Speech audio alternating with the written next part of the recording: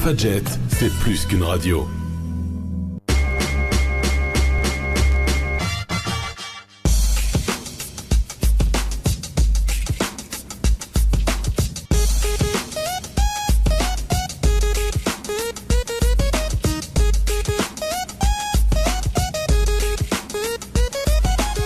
Salut à tous et bienvenue dans Sous toutes les cultures, nouveau format cette saison, mais vous le savez.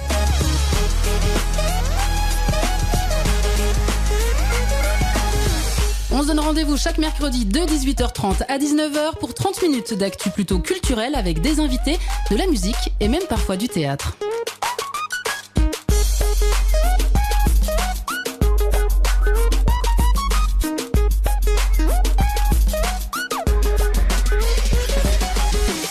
Et justement, on va parler théâtre dans un instant. On va vous faire une petite actu musicale, bien sûr. Mais je vous présente mes invités tout de suite, la compagnie G2L Compagnie. Bonjour Anne, bonjour Stéphane. Bonjour. Bonjour. Ça va bien ? Ça va bien. Bienvenue sur Fadjet. Merci. On va parler théâtre. Aujourd'hui, c'est assez rare. On a beaucoup plus de musique dans Sous toutes les cultures. On va parler théâtre. On va écouter aussi quelques extraits de votre pièce qui tourne depuis quelques mois maintenant. Depuis presque un an. Ouais. Presque un an. On va en écouter quelques extraits et puis on va peut-être donner envie aux gens de venir vous voir parce qu'il y a quelques dates qui arrivent du côté de Nancy. Vous pouvez nous écouter bien sûr sur le 94.2 FM dans quasiment toute la Lorraine, mais dans le monde entier grâce au www.fadjet.net où que vous soyez. Et en plus, il y a plein de podcasts pour nous réécouter. Alors, la compagnie, j'aimerais qu'on présente déjà la compagnie. C'est G2L Compagnie, c'est ça ? Exactement. Alors Stéphane, je te laisse nous présenter la compagnie. Eh ben, c'est une compagnie de Nancy qui œuvre depuis les années 2000, on va dire début des années 2000.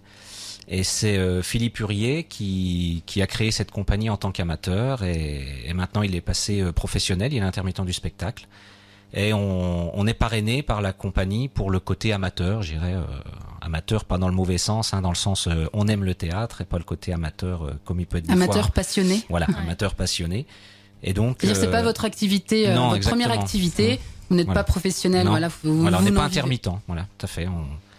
Mais ça n'empêche pas d'être passionné et d'être bon sur scène. Oui, on a même peut-être la chance de le faire en loisir et d'avoir pas une pression professionnelle derrière. Ouais. Et du coup, c'est que de l'investissement personnel, mais qu'on apprécie beaucoup.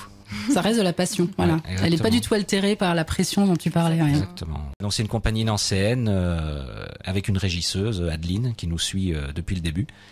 Alors, on va parler de la pièce qui tourne là depuis un an maintenant, Sweet Summer Sweat, c'est ça. Ouais. Est-ce que avant, vous y a eu d'autres projets déjà que vous avez mis en place avec cette compagnie ?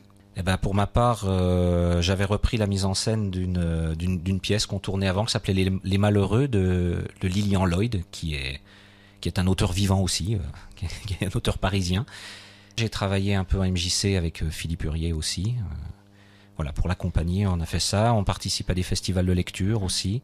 Ça fait plusieurs années que la compagnie participe au festival ATC autour du théâtre contemporain. Donc, c'est des lectures de théâtre d'auteurs contemporains. Donc, c'est de la découverte. Et c'est des lectures, mais certaines compagnies font presque une mise en scène assez étoffée. Même si on a le papier pour lire dans les mains, le texte, il y a une grosse mise en scène, mise en lumière qui est faite. Et là, ça fait plusieurs années qu'avec la compagnie a participé à ça. Alors sur cette partie amateur de la compagnie, vous le disiez, alors, vous êtes juste vous deux pour le moment ? Exactement. Mais est-ce que c'est ouvert à d'autres ? Est-ce qu'il y a d'autres projets Alors normalement, c'est le dernier projet amateur de la compagnie G2L, puisqu'elle est en voie vraiment de professionnalisation. Donc on mène ce projet à bien, tant qu'on a des dates, tant qu'on nous propose d'aller jouer, c'est un beau projet, donc on essaie de le mener jusqu'où on peut. Et après, normalement, il y aura plus de partie amateur dans cette compagnie. Voilà. Alors j'aimerais qu'on parle un peu de vous aussi, de votre passion du théâtre. Comme on le disait, alors vous n'êtes pas professionnel, amateur, mais pourtant là vous êtes vraiment investi. Vous êtes deux sur scène, seuls, et vous tournez depuis un an maintenant avec cette pièce. Donc c'est un sacré investissement quand c'est pas son métier. Enfin en tout cas quand on a en plus des heures de boulot à faire. Un grand temps d'investissement déjà pour les répétitions, travailler le texte, se trouver. Donc on a passé pas mal de soirées, de grandes soirées, de dimanches. Voire des matinées. voire des fois des journées entières. Et puis maintenant, on a la chance que tout le travail de préparation est fait depuis un moment. On est plutôt dans des représentations, donc maintenant on fait des réajustements à chaque fois pour se remettre dedans aussi, mais il n'y a plus le gros travail d'œuvre qu'il y a eu au début. Par contre, ça nous prend quand même beaucoup de temps, parce que quand on part jouer, si on est sur des structures, dans des endroits où on n'est pas dans des théâtres, on se déplace avec tout notre matériel, lumière, son, et on est des amateurs, mais on a quand même du gros matériel, souvent pour des amateurs. Et là, c'est des fois une journée entière où on commence à 6h du matin pour jouer l'après-midi ou le soir, donc avec le temps avant, le temps après de démontage. Donc oui, on a des grosses journées quand on fait du théâtre, des fois. Et donc, sur scène depuis longtemps, après, en dehors de cette compagnie et de cette pièce, ça fait longtemps que vous faites du théâtre? Pour ma part, ça va faire une petite dizaine d'années. Voilà, j'ai commencé en MJC, à MJC Pichon, en atelier, et puis après, on a commencé à aimer, j'ai commencé à aimer le théâtre, et puis voilà, je suis parti dans des petits projets, dans différentes choses, et puis on en est là aujourd'hui avec un projet qui tourne, qu'on a géré nous-mêmes, et on est super content que ça fonctionne, quoi. Une dizaine d'années aussi en théâtre par le biais de structures MJC, donc d'ateliers. J'avais commencé au Préalable du Clown aussi, dans un autre lieu que Nancy. Je suis pas lorraine à l'origine. Et là, c'est par contre le premier projet hors atelier où on mène du début à la fin et on prend le poids de tout un vrai bébé que vous avez porté. Ouais. Exactement. Et là, vous voyez, les premières représentations, ça devait être un peu l'accouchement, difficile. Et puis après, ça se rôde tout doucement. Alors justement, on va en parler de cette pièce Sweet Summer Sweat. Donc c'est une réadaptation? Pas du tout. Non. C'est totalement le texte d'origine. En fait, la mise en scène, il y a eu un retravail. On a juste, en fait, c'est une pièce en 7 séquences, et on n'a juste pas suivi les séquences que l'auteur a écrites dans le livre. Mais il laisse totalement libre cours aux gens d'utiliser le texte comme bon l'entend. On aurait pu couper, on a dû enlever 2 mots sur toute la pièce, 2 mots qu'on n'arrivait pas à placer bien. Mais sinon, on a vraiment gardé toute la structure du texte. On a juste changé l'ordre pour emmener les gens dans différents univers. Je vous laisse présenter l'auteur et puis un peu nous expliquer de quoi il s'agit. Sweet Summer Sweat, c'est un texte qui a été écrit par Laurent Contamin, qui est un auteur contemporain qui est assez prolixe quand même dans ses écrits. Il est aussi acteur. Il fait beaucoup d'ateliers d'écriture. Notamment avec des jeunes publics, donc c'est un passionné aussi de la langue, du théâtre. Il fait de la marionnette aussi. Il fait exactement aussi de la marionnette, donc il a pas mal de casquettes. C'est quelqu'un humainement parlant qui est très très chouette. On a eu l'occasion de le rencontrer sur Paris, parce qu'on a pu jouer en janvier dans le cadre de la découverte justement de cet auteur-là, Laurent Contamin. On nous a invités à venir présenter sa pièce qu'on avait mis en scène. Donc on a fait une chouette rencontre aussi. Et d'ailleurs, je le dis juste, je crois qu'il est en train de nous écouter dans le bus sur Paris à cette heure-ci. Donc on lui fait un petit coucou. Ah bah oui, il faut lui faire un petit coucou. Un petit coucou. Il nous je a le mis disais, un on petit peut nous écouter n'importe où. Hein. Il nous a mis un petit message tout à l'heure en disant normalement à 18h30, je prends les oreillettes, je vous écoute en rentrant en bus. Donc salut Laurent, si tu nous écoutes. Mais bon, voilà, c'est bien sur Paris. Il peut faire profiter, il peut mettre le haut-parleur, faire profiter tous les gens du bus. Comme ça, ils vont découvrir Fadjet. Ils auront peut-être envie de venir à Nancy, de le découvrir. Pas. Donc sur cette pièce, après, donc vous l'avez travaillé tous les deux. Oui. Donc travailler la mise en scène notamment. Donc c'est moi qui m'occupe de la mise en scène. Enfin, j'ai pris pas mal de casquettes sur cette pièce-là. Donc direction d'acteur, mise en scène, lumière, son. Voilà, j'ai pris en charge le projet et puis j'ai embauché Anne avec qui j'avais déjà travaillé sur un autre petit projet avant, qui convenait bien pour cette pièce. Parce qu'elle arrive à travailler les personnages un peu comme moi, un peu différemment. On arrive à être vraiment différents sur scène. On fait 7 personnages chacun différents. Voilà l'histoire. Donc il y a plusieurs tableaux. Oui. Il y a que vous sur scène tous les deux. Et chaque tableau met en scène un homme et une femme, mais dans des rôles différents à chaque fois. Voilà. On va écouter quelques extraits là dans un instant. Donc on va parler un peu de la diversité. On peut aussi bien avoir une mère et son fils, un couple plutôt jeune, 2 plus anciens qui se retrouvent, un père et une fille. Voilà, c'est très c'est que des relations hommes-femmes. Mais à divers étapes de la vie. Lou et Franck, toujours Lou et Franck, quels que soient les âges, et dans des situations des fois décalées, des fois très marrantes, quoi. Et des fois très tendres. On n'a pas que de la gaudriole. Et parfois un peu osé. Oh, si peu. Très légèrement. Non, mais il faut teaser un peu. Oui, hein, oui, bien faut sûr. donner Non, mais envie. c'est vrai que c'est une pièce qu'on conseille adultes et adolescents en général, effectivement. Je vous propose qu'on écoute quelques extraits de Ok. ces petits tableaux. Avec, on a fait un petit habillage, alors spécial théâtre. Hein, c'est pas du tout dans la pièce, les 3 coups. C'est de la musique hein, entre chaque scène. Justement, ça dynamise aussi la soirée. On en reparle juste après. Ok. Eh ben, je suis hyper mal. Tellement hyper mal que je vais dans la chambre des parents et que je t'attends sur le lit. See you very very soon, Superman. De toute façon, hein, moi je vais te dire, le désir et la liberté, moi j'ai plein de trucs à dire. Hein t'as dit quoi là Lou, attends Lou, moi j'étais venu pour bosser hein, à l'origine. Hein. T'es pas un peu crevé là? Non mais c'est pas grave, je vais réviser Spinoza.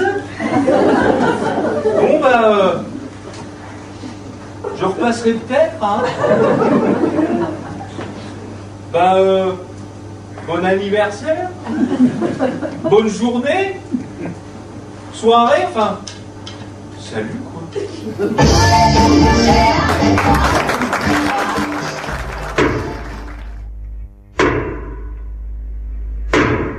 Arrête, maman.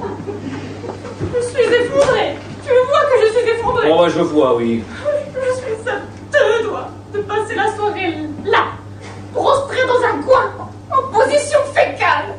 Non, mais tu peux finir.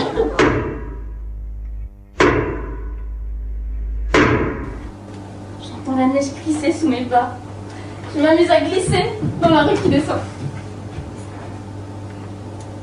J'ai 12 ans aujourd'hui. Et mon cœur s'émerveille d'être aussi fort, immense, léger. Je t'ai retrouvé. Tu es revenu. Je repars à zéro.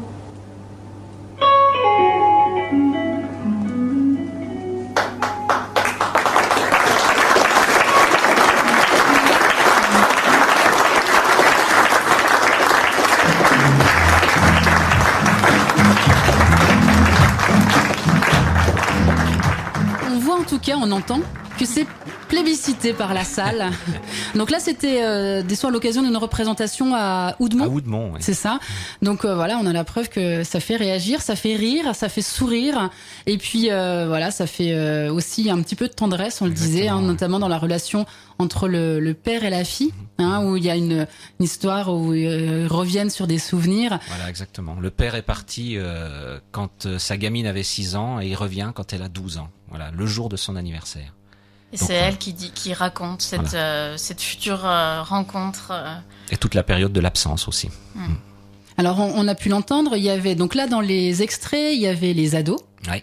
Donc à chaque fois vous mettez dans la peau des personnages, hein, une petite tenue pour se mettre un peu Quelque chose dans de le... très léger. Ouais. Voilà, c'est juste un pull, un gilet, une chemise qui fait qu'on se met dans le personnage.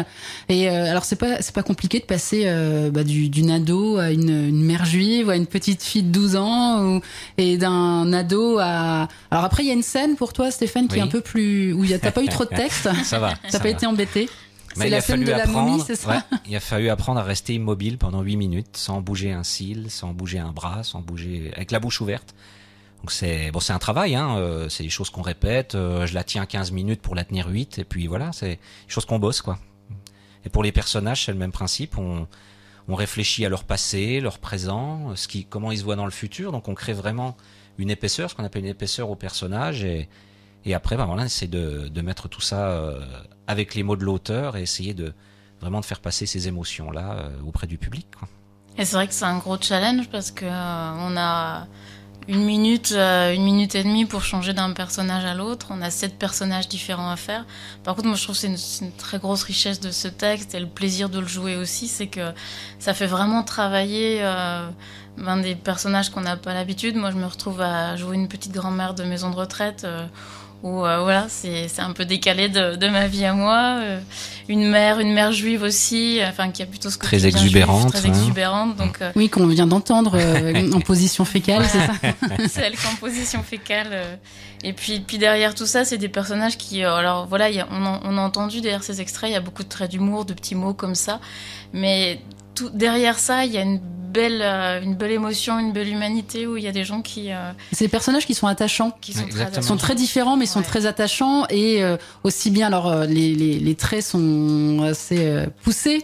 Il y a pas un peu de clichés, un peu de caricature, mais ça n'empêche pas qu'on s'y attache. Tout à fait. Souvent, il y a des clés à la fin de chaque scène qui amènent à comprendre pourquoi cette personne elle était aussi cliché ou pourquoi ils sont partis dans tel sens et voilà, il y a deux inconnus qui se rencontrent à un arrêt de bus avec moi notamment mon personnage de Lou, elle est exécrable, elle est affreuse avec lui, elle lui pourrit sa vie elle lui pourrit vraiment, elle est affreuse quoi. On aura un extrait juste après. À la fin on comprend et tout d'un coup elle devient plus attachante parce qu'on comprend une de ses failles vraiment, et petit à petit on voit les failles de ces personnes et elles deviennent humaines et on arrive à s'y attacher. Et puis certaines personnes peuvent aussi un peu se reconnaître. Exactement. Donc c'est ça qui crée aussi qui tisse le lien comme ça avec les personnages, de pouvoir se dire ou je connais quelqu'un qui est un peu comme ça, ou moi je peux être un peu comme ça, ou j'ai été comme ça quand j'étais ado.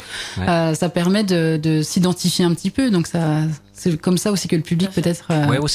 Ça adhère vraiment à tout le monde quoi, parce que on a un petit livre d'or où les gens mettent quelque chose à la fin en général et souvent on a tiens ça me rappelle mon fils, ça me rappelle ma grand-mère, ça me rappelle. Enfin ce texte est vraiment bien fait pour ça. Vraiment. Alors il y a aussi un passage où un peu interactif avec le public où justement cette fameuse mère juive va un peu titiller le premier rang. Descend dans le public pour aller dragouiller. Draguer, oui, voire même faire un peu plus parce que elle est tellement désarmée qu'elle décide presque de devenir une prostituée et qu'elle part à guichet et l'idée c'est de descendre dans le public et d'aguicher un peu le public et ça c'est chouette aussi d'avoir pu à un moment donné sortir de la scène et d'aller directement dans le public. Et je pense notamment on a eu l'occasion de jouer dans un restaurant aussi et là il y avait encore plus une énorme proximité parce que j'ai même pu mettre en plein au milieu des gens, j'ai même pu mettre derrière quelqu'un et puis le serrer, donc c'était très très rigolo aussi. Est-ce que vous avez joué, donc là on le disait depuis un an, combien de représentations de cette pièce ? On en est à 16 là, et puis il y en a 5 de prévus là. Et on retourne jouer dans le fameux restaurant justement début juin, 5, 6, 7 juin, où il faut absolument réserver, c'est à la Lorette à Champenoux, parce que les places, il y a 33 places par soir, il faut que ce soit, faut réserver même dès maintenant si les gens sont intéressés. On remettra tout, il y a notre blog, on remettra les liens. On mettra aussi nous tous les liens pour les auditeurs sur la page Facebook de l'émission, ce qui permettra de vous retrouver et de retrouver toutes les infos. Je vous propose qu'on écoute une deuxième, alors avec aussi 3 petits extraits. On va retrouver ce fameux couple, cette fameuse momie et cet extrait aussi de l'extrait du bus. On vous rappelle, c'est G2L Company avec nous aujourd'hui et pour la pièce Sweet Summer Sweat. Et on vous donne juste après toutes les dates à venir. Et il y en a une toute proche.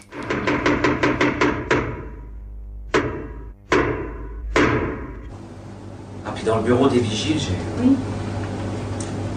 j'ai rencontré Jules. Voilà. Jules. Oui, Jules, écoute, ça va, essaye d'être un peu compréhensible aussi, ça va simplifier la communication. Hein.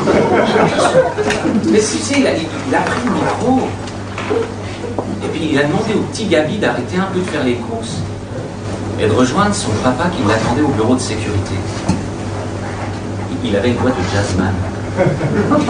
Un sax ténor s'est mis à résonner dans ma tête et dans le supermarché. Je voyais la toile de sa chemise qui bougeait au rythme de ses mots. C'était doux, comme une peau qu'on caresse un soir d'été.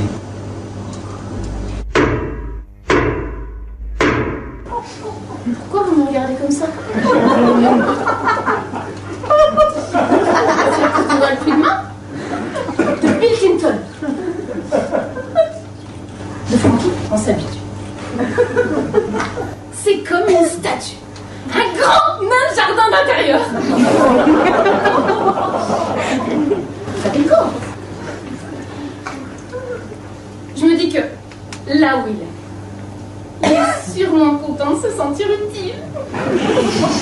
Un vrai soutien. Happy birthday, sweetheart. De quoi? Comment je vous ai vu?